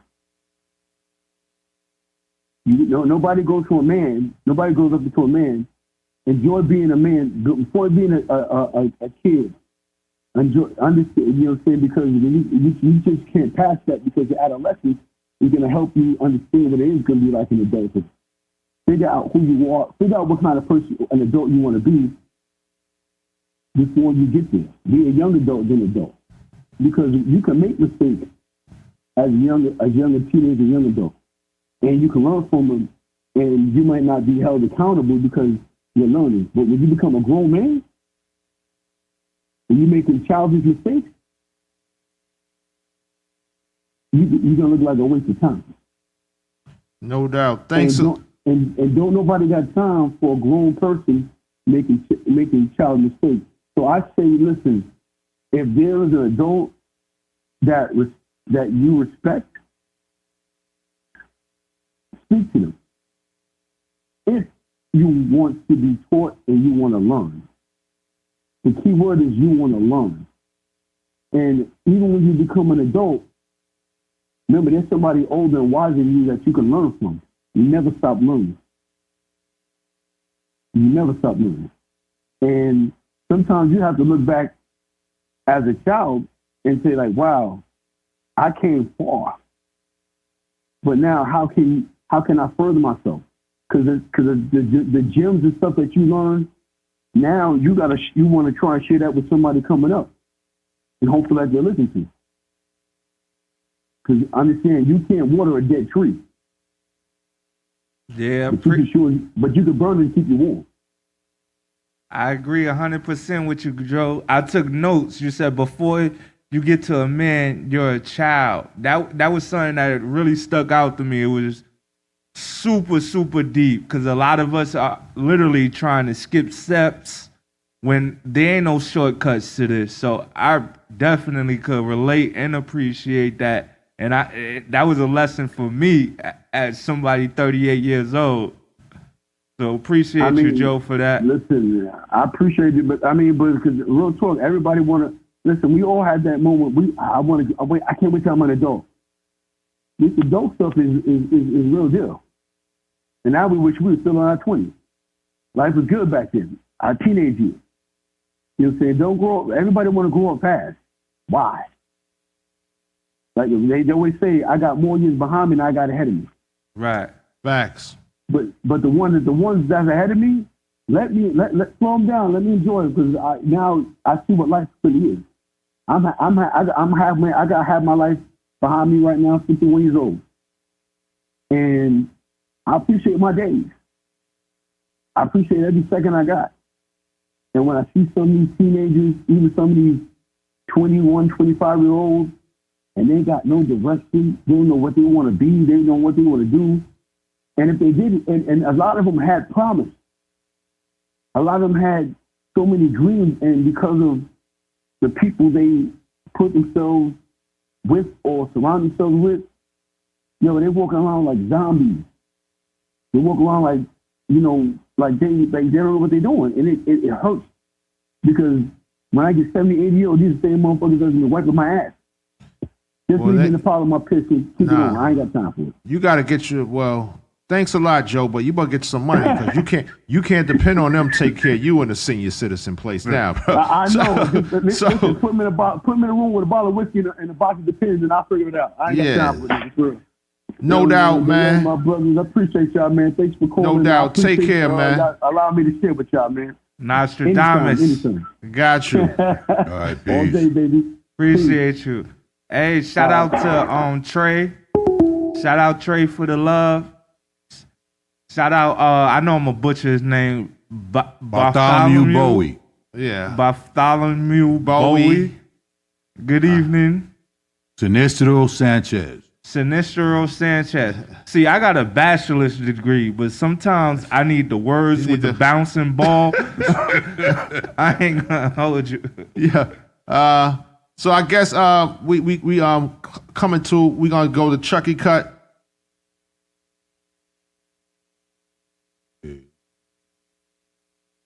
Kill. We got Angry Man coming up.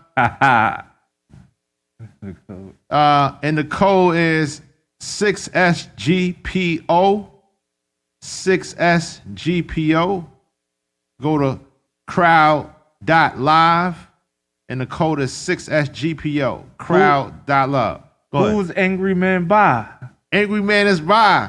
Hey, Aunt Diggity and D Chorus. That's who Angry Man is by. Yeah. We in a booth. Yeah, we do it all. You know what I'm saying? Angry Man coming out right now. Chucky's Greatest. Hey, Angry Man. Hey, angry woman. Jeff Lynn. Hey, angry man, I know I can't tell you what you need to do. Keep it cool, eat some fruit. It's watermelon season 2, whole quest, love, trauma. Pull it up, I see the roots, puff and puff, out of breath, angry and you're breathing too. Hey, angry woman, make your money, tell you what you need to do. Keep it cool, eat some fruit. It's watermelon season 2, devil in a new dress. Bracelet, what would Jesus do if we in school? Peek the move, it's kindness that I'm teaching you. Excuse me.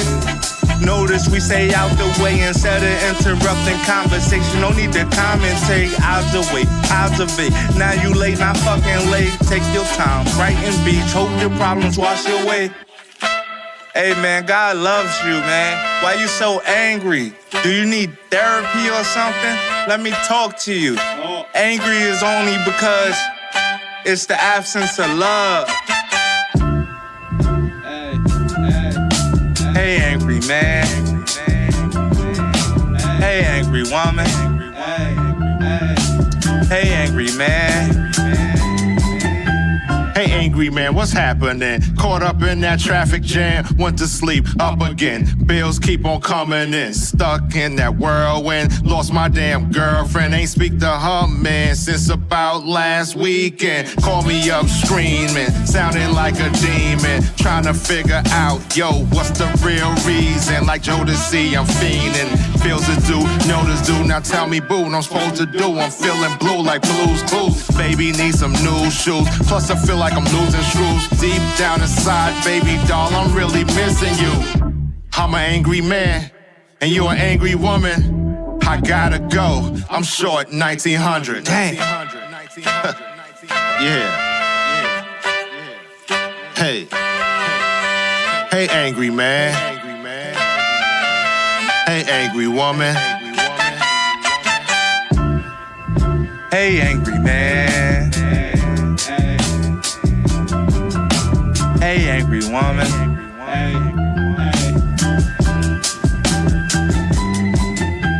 Hey, angry man. Hey, angry woman.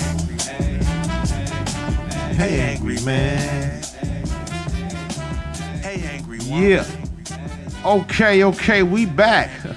That's Angry Man by Aunt Diggity and D Chorus. You guess that's here now. Yeah, we dabble in that too.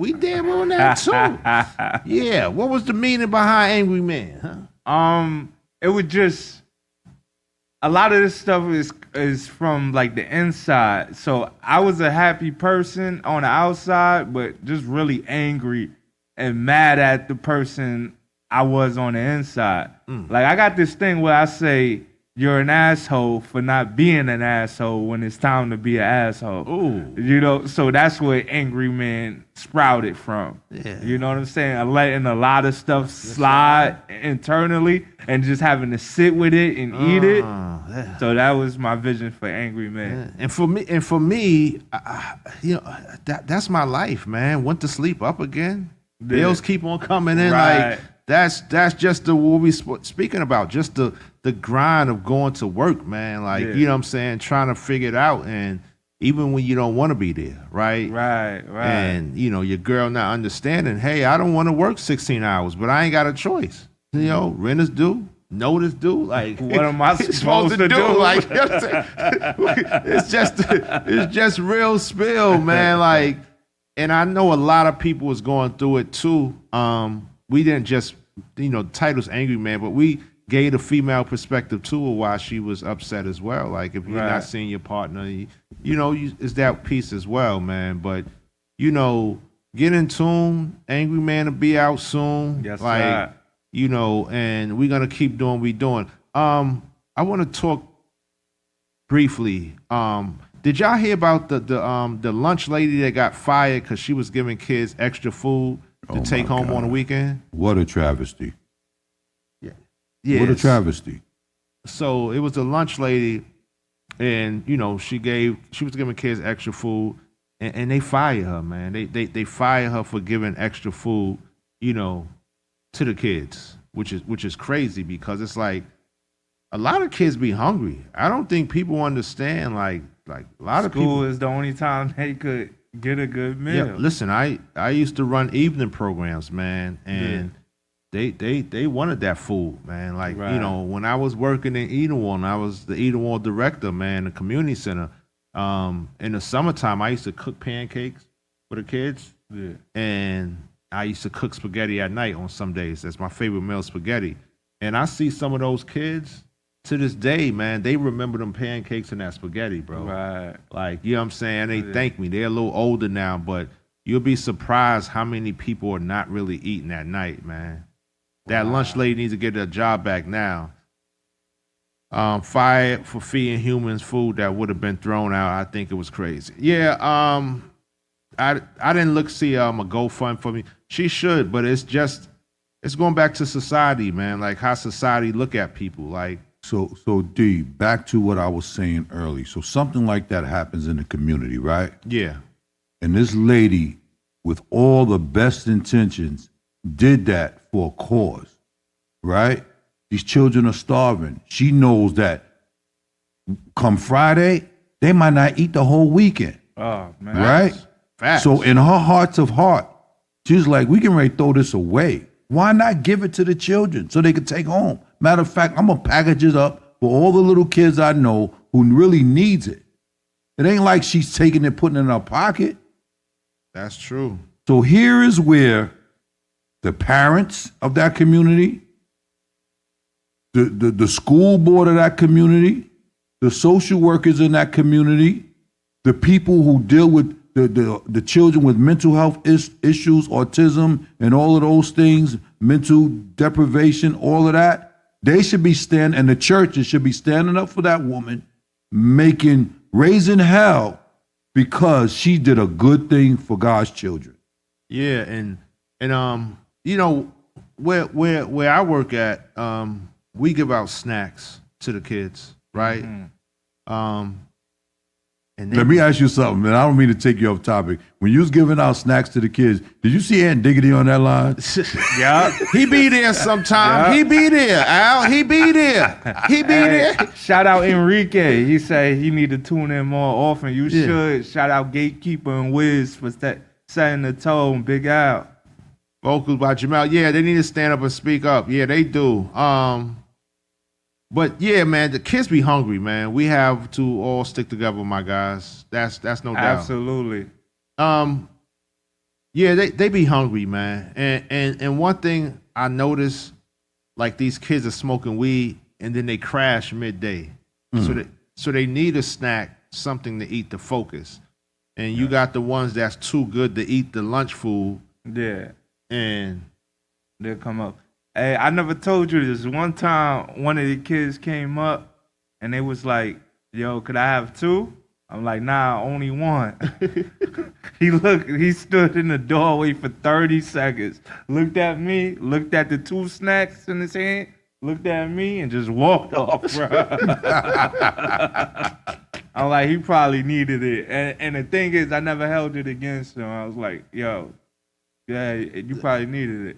Yeah, man. But, once again, we're going to start cooking giving a kid some type of hot meal in the school, man. They some pancakes or waffle, man. Like, you know what I'm saying? Like, get kids there, man. Okay, y'all doing a good job, I see. No doubt, Steve man. Watts, what's up? Appreciate you. Any closing remarks, Anf? You got anything like?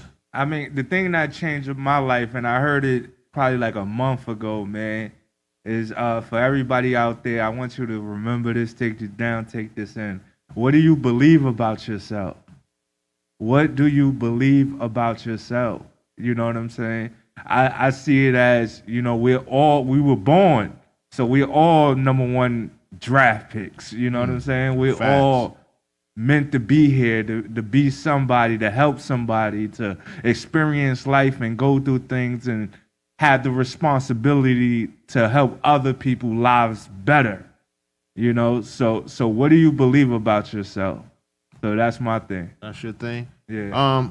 My thing is, don't be emotional hostage, right, to somebody else's situation.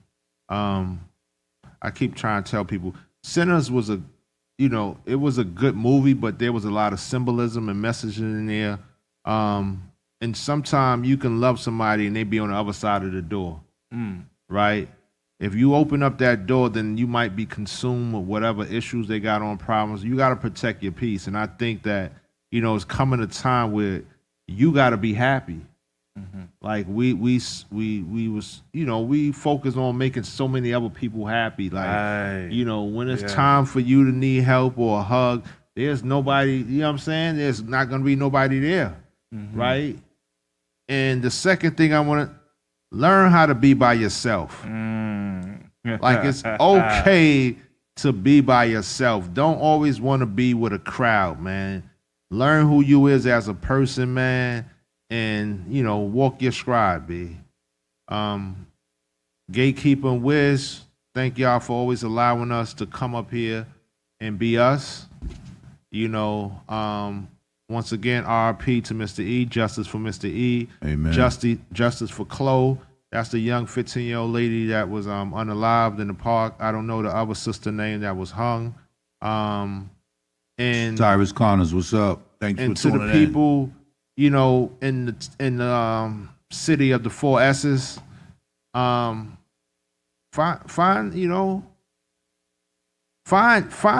a tool to get some type of justice for the people there, because there's a lot of high-profile cases going on there. There's a lot of issues going on there, and now we got kids that's being taken advantage of, man. So once again, silence is agreement. This is IAXIS Radio with Big Brother Big Al, Gatekeeper WIZZ. Thank y'all for tuning in. We out, man. Thank you. Before we leave, I just want to leave the people with a little something. Okay. The word tells us that the fervent, effectual prayers of the righteous availeth much. So I'm coming from Mark chapter 11, verse 24. It says, therefore I say unto you, what things soever you desire, when you pray, believe that ye receive them, and ye shall have them. I send a voice of encouragement to all the people to continue to pray strength, continue to pray blessings, continue to pray for our fellow man, and to continue to pray for our community, that we thrive, that we pray against the injustices and the adversities that we face, and we pray that tomorrow will be a better kingdom. Amen. Amen. All right, you have a blessed one. We got all the time. All right. Girl, it's been a while since I told you I love you, and it's been a while since I made up for all the times I did you wrong.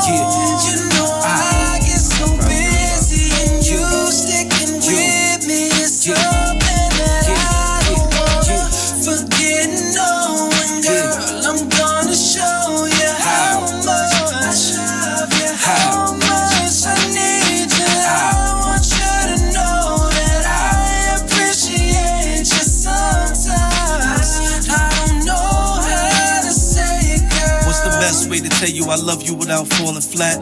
More flowers and cards, you got a ton of that. More trips up the coast, maybe with a toast. You see I'm putting in time, really need to vote. Head full of these words, only one to quote. I choose you over the gold, that's an end quote. What I don't say, I attempt to show. On a journey through night, I'm guided by your glow. So blessed when you check yes over no. Have a question how I'm feeling, ain't no letting go. Center of my world, you a living pearl. Say it to the world like I do to you. When I can't find the words, it be getting tough. You put a hold on the time when I get a touch. Get your mind out the gutter, I don't mean that.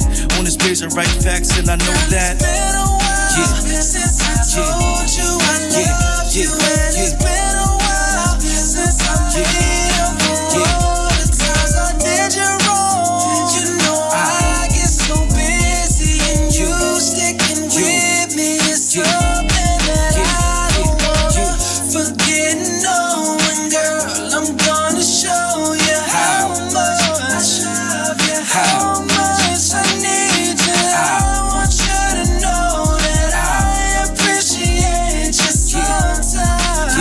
I don't know how to say it, girl. Most of the time I'm too focused on the grind to even let our home problems cross my mind. I knew I should've took a step back from my rhymes, but I thought dollar signs and half nigga dimes. That really was vibes, it never was true.